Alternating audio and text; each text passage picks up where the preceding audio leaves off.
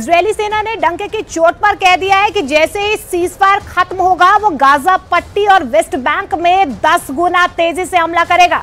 लेकिन इतनी बड़ी धमकी देने के बाद नेतन्याहू को फौरन एहसास हुआ है कि उसने बहुत भारी गलती कर दी है और इस गलती का फायदा ईरान उठा सकता है।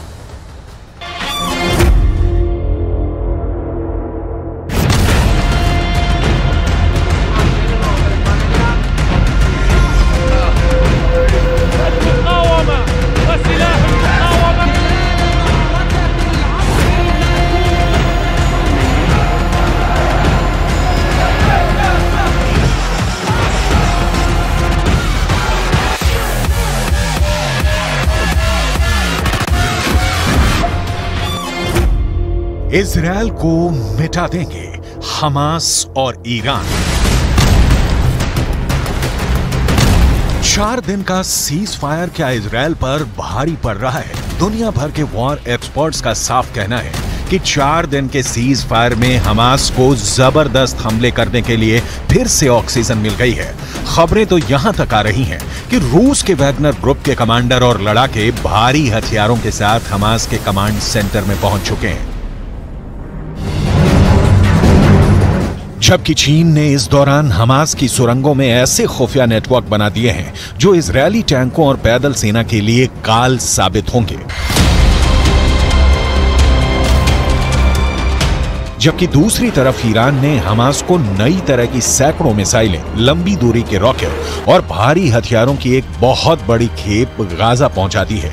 दावा तो यहां तक किया गया है कि ईरान ने अरब और मुस्लिम देशों को साफ साफ कह दिया है कि हम सीज फायर की आड़ में इजरायल के खूनी गुनाहों को रत्ती भर माफ नहीं करेंगे और इजरायल पर 7 अक्टूबर जैसे दर्जनों भीषण हमले होंगे।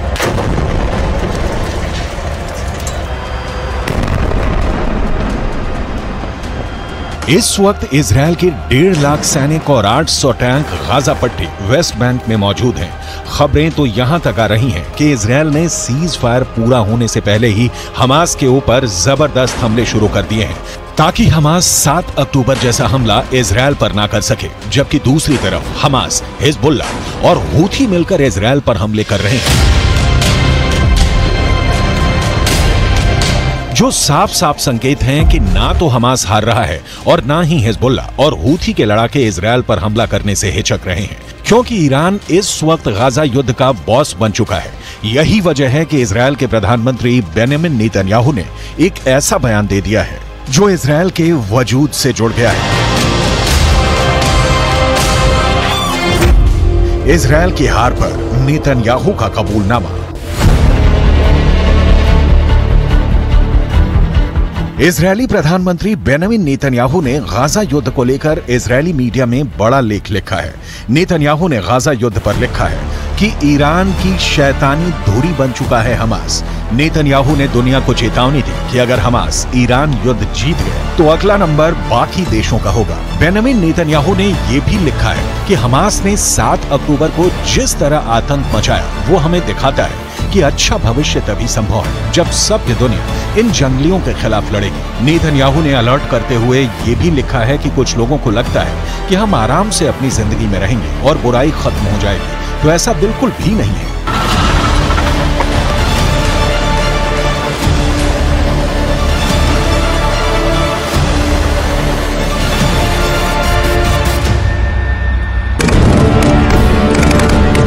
गाजा में अब तक 15,000 के करीब लोग मारे जा चुके हैं। इजरायली सेना और इजरायली सरकार दोनों ही इस वक्त भयंकर प्रेशर में है। एक तरफ हमास का पूरी तरह से खात्मा करने का दबाव इजरायल की 3 लाख की सेना पर है, तो वहीं दूसरी तरफ इजरायल की नेतन्याहू सरकार पर अंतर्राष्ट्रीय दबाव बढ़ता जा रहा है कि वो अपने हमले बंद करे, जंग को रोके। लेकिन इधर जंग को अंजाम तक पहुंचाने का जुनून इजरायल पर बहुत भारी पड़ रहा है। जबकि दूसरी तरफ ईरान के सुप्रीम लीडर अली खामनेई ने इजरायल को धमकी दे दी है कि ईरान गाजा में गिराए गए इजरायल के एक एक बम और लाशों का पूरा हिसाब इजरायल से लेगा और इजरायल को गाजा में खून खराबे की कीमत चुकानी पड़ेगी। देखिए ईरान के सुप्रीम लीडर ने क्या कहा है।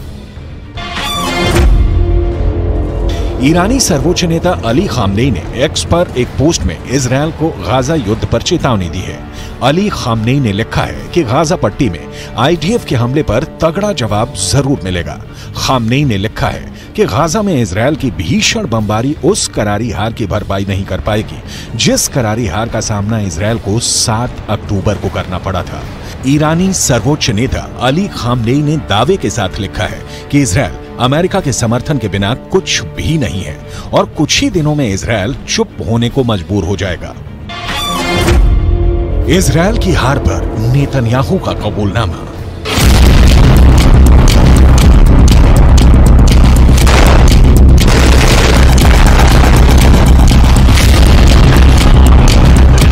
अगर हम आंकड़ों के हिसाब से देखें तो इजरायल ने उत्तरी गाजा से 11 लाख लोगों को जबरन दक्षिणी गाजा की तरफ भागने को मजबूर कर दिया है, जबकि उत्तरी गाजा में मौजूद 35 में से 25 अस्पताल इजरायली हमले में तबाह हो चुके हैं। वहीं 44,000 के करीब उत्तरी गाजा की इमारतों को इजरायल ने मिसाइल और बम धमाकों से उड़ा दिया है, जबकि 2.25 लाख के करीब इमारतें अब रहने लायक नहीं बची हैं। लगभग 10,000 हमास लड़ाके अब तक इजरायली सेना मारने का दावा कर चुकी है, लेकिन जबरदस्त प्रेशर में 4 दिन का सीज फायर इजरायल की 1.5 महीने की मेहनत और जीत पर पानी फेर रही है। इसीलिए इजरायली सेना के टॉप कमांडरों ने कहना शुरू कर दिया है कि सीज फायर के दौरान इजरायली सेना भीषण हमले की जबरदस्त तैयारियां कर रही है। इजरायली सेना के प्रवक्ता रियर एडमिरल डैनियल हगारी ने साफ साफ कहा कि हम सीज फायर में हमास पर भीषण हमले की तैयारी में जुटे हैं। इजरायल को मिटा देंगे हमास और ईरान। במהלך ימי ההפוגה, צה"ל ישלים את ההיערכות ואת המוכנות לשלבי המלחמה הבאים. כוחות צה"ל מוכנים ודרוכים בכל הזירות. המדיניות שלנו ברורה. נפעל כנגד כל איום למדינת ישראל.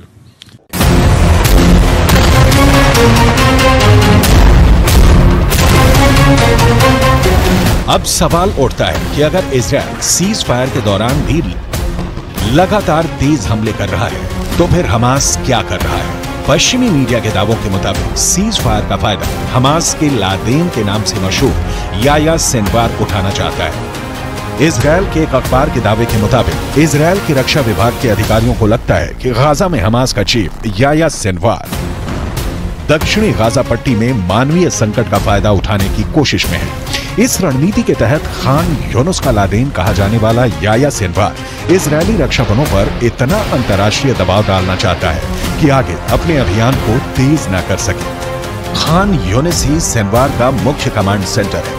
माना जा रहा है कि दबाव में इजरायली सेना अपेक्षाकृत सीमित ऑपरेशन के लिए तैयार हो सकती है, जिससे हमास को कोई खास नुकसान नहीं होगा। इजरायली अफसरों का मानना है कि सिनवार युद्ध विराम के बाद जमीनी अभियानों को फिर से शुरू करने में देरी कराने की योजना बनाने में जोर शोर से जुटा है। आप कुछ पॉइंट से समझ लीजिए। हमास का लादेन याह्या सिनवार उत्तरी गाजा के बजाय दक्षिणी गाजा को बचाने पर अब क्यों जोर दे रहा है। सीज फायर की वजह से खान यूनुस या राफा को निशाना बनाने की बजाय इजरायली सेना नुसैरा, अल बुरायज और दीर अल बलाह जैसे इलाकों पर ही सीमित हमले कर पा रही है। इजरायली सेना दक्षिणी गाजा के गैर मानवीय क्षेत्रों में सीमित अभियान चलाने को मजबूर हो रही है।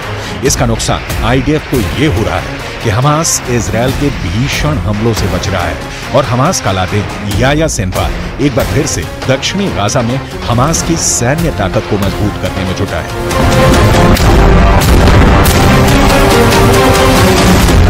इजरायल को मिटा देंगे हमास और ईरान।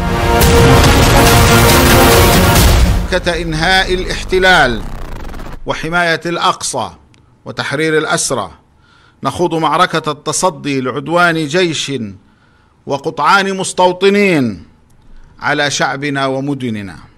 نخوض معركة كسر الحصار على شعبنا في قطاع غزة الذي امتد 17 عاما أو يزيد. نخوض معركة تحقيق الحلم والأمل الفلسطيني. इस वीडियो में दिखाया गया है कि हमास के लड़ाके अचानक तबाह इमारतों से बाहर निकलकर आरपीजी फायर कर रहे हैं।